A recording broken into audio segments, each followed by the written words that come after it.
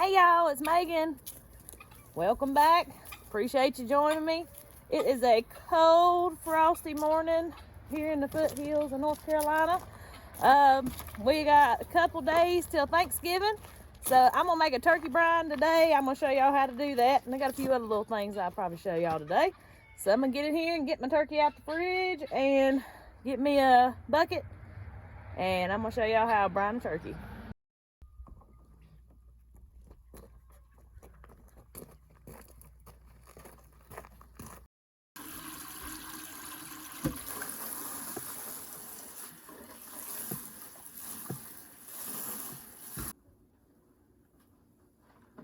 Just have to wash my bucket. My turkey is huge, so y'all ain't gonna fit in no pan.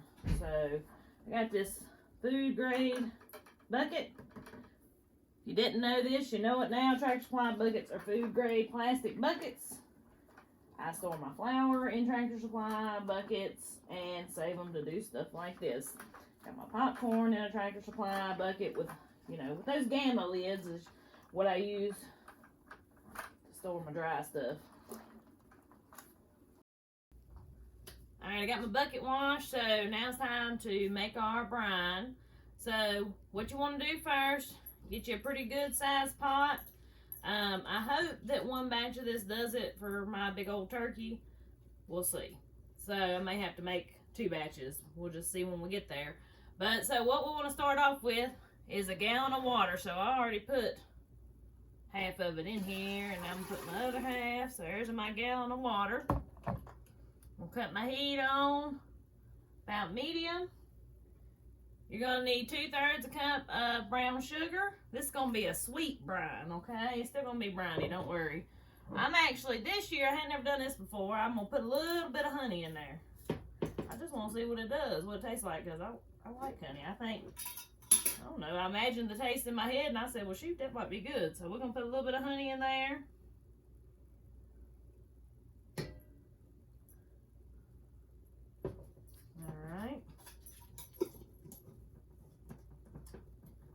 That's some local raw honey from a buddy of mine. Alright, then we got 2.5 cups of salt. Okay? Remember, this is a brine, so that's why there is a lot of salt. So we're going to put all that in there. We are going to give that a good stir. And just heat it until everything is dissolved. So once everything's dissolved, we're going to pour it into the bucket, then we're going to need another gallon of cold water to go with it. Everything's pretty much mixed, so in the bucket we're going to go.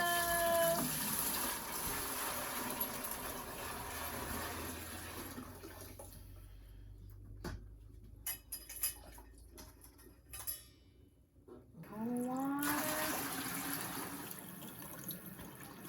Alright, that's pretty cool. But I'm going to get some ice to put in there too. I'm going to add a little ice. I'm going to add my turkey. It's real questionable if this is going to fit. I don't think the legs. Woo.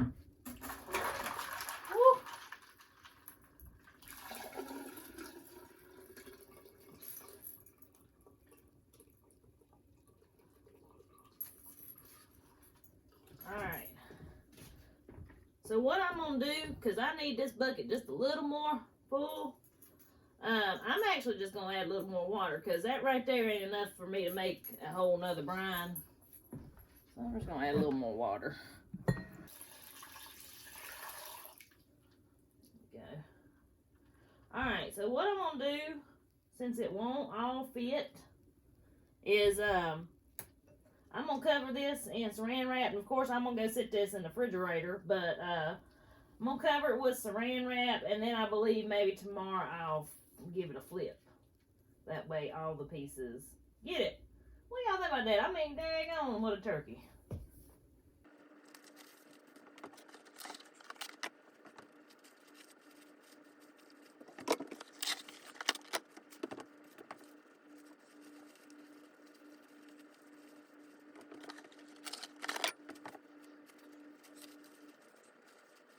my saran wrap's not wanting to stick to this bucket, so guess what?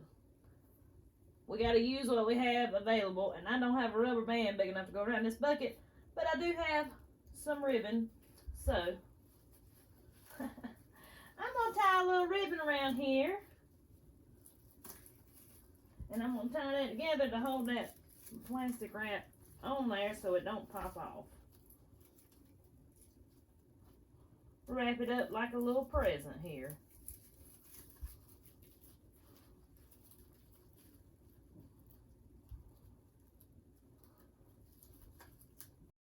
Now I gotta figure out how to look this back outside to the refrigerator in the building without spilling it. We'll see.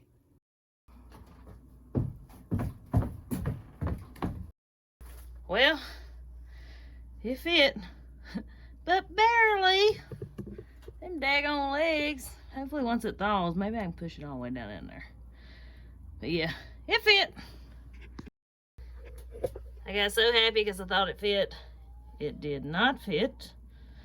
The door wasn't closed, so I had to take a shelf out of the door and the refrigerator. Note to self, next year don't let the turkeys get so big.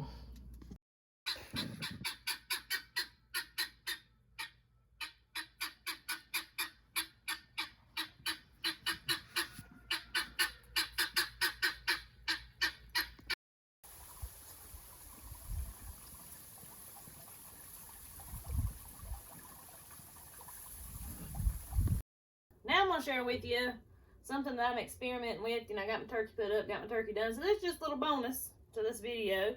I've been seeing floating all around Facebook how to make this caramel sauce with this sweetened condensed milk. Now, y'all know that I like to make stuff from scratch, but I never claimed to be much of a baker. I'm not sure caramel counts as baking, but anyways, so what they're saying is I can take just a can of sweetened condensed milk, I can pour it in one of my little jars here, put it in my crock pot on low for 8 hours and cover it with water, and you'll have the most delicious caramel sauce you've ever tried. So we're experimenting today, and I thought I'd just share it with you because I've been wanting to try this. So y'all can try it too. Alright, so I've got dish rags laid in the bottom of my crock pot because I don't want my glass sitting on the heat. Kind of the same concept as the stove. I'm scared it'll bust my glass. So, I got those sitting in the bottom. And so, yep, I'm going to pour this in a jar.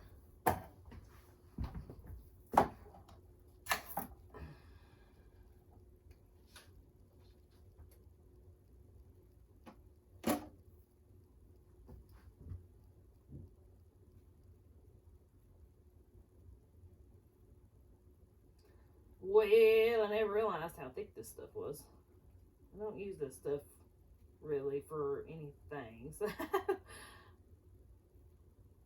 I reckon I'm gonna fill it up to about right there.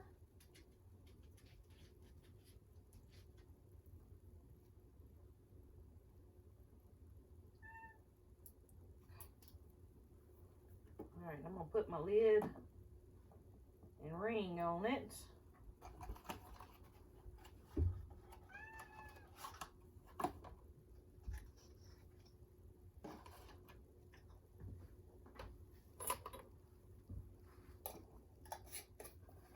Alright, so I'm gonna do, I got like 6 little jars here that I'm experimenting with today. They had, the reason I'm trying this today is Food Line had this stuff on sale when I went a couple days ago. And I said, shoot, it's a good time to try it. So, anyways, I'm going to sit this down here, get the rest of these jars filled up. Alright, I got all my jars full. I'm going to pour the water in. And like I said, we want to be covering the jars just like we do with a hot water bath from what I have read anyway. Alright, if this turns out good, we'll see.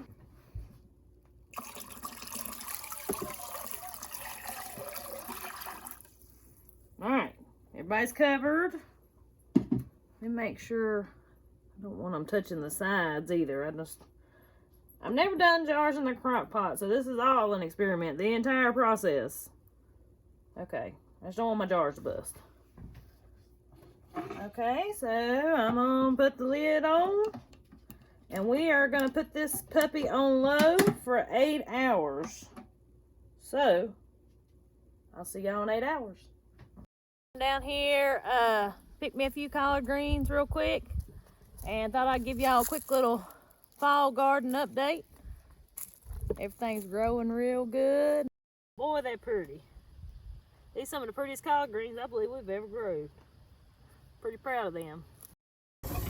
Alright, here's your little pig update. I ain't updated y'all on these in a while. Quit. They're nibbling on my britches legs. Y'all, look at here.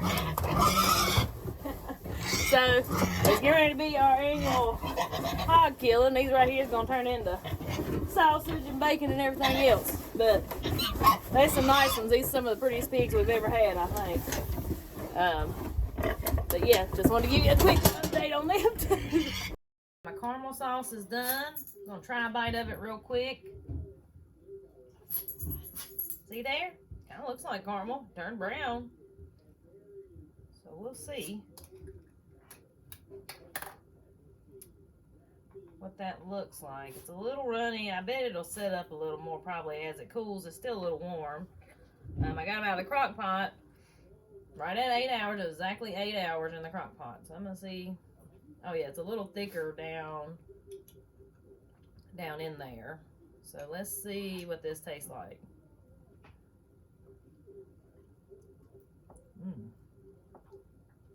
That is really, really, really good, y'all. Especially for as easy as that was. Wow. Really good. I can't wait to eat some more of that. That is great. Great. So, try to make you some. That was so easy. So anyways, hope you enjoyed the video. Hope you learned a little something. I hope everybody has a wonderful Thanksgiving, no matter where you may be. You know, we'll just take a second and be thankful for everything that we have. And remember, check out more videos. I'll link some in the description, and I'll talk to y'all next time.